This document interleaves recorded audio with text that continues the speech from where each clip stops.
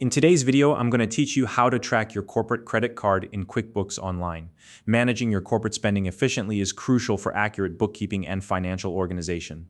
QuickBooks Online provides a simple way to set up and track your corporate credit card transactions, ensuring everything stays in order. Whether you're new to QuickBooks or just need a quick refresher, I'll walk you through the process, step by step, so you can confidently manage your corporate credit card activity. If you're new to QuickBooks Online, I recommend signing up using the link in the description below to get started. Now let's dive in.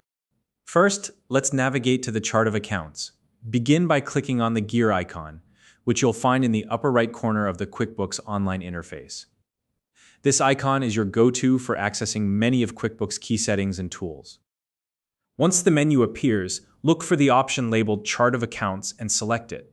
The Chart of Accounts is essentially a list of all your financial accounts in QuickBooks, and it's where we'll set up your corporate credit card account.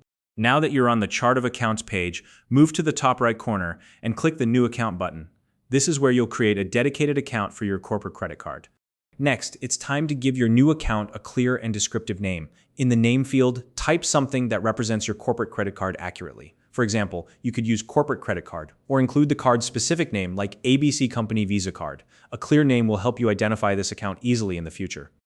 After naming the account, you'll need to specify its type. Open the Account Type drop-down menu and select Credit Card. This step is important because it ensures QuickBooks knows how to categorize and handle this account. Once everything looks good, go ahead and click the Save button.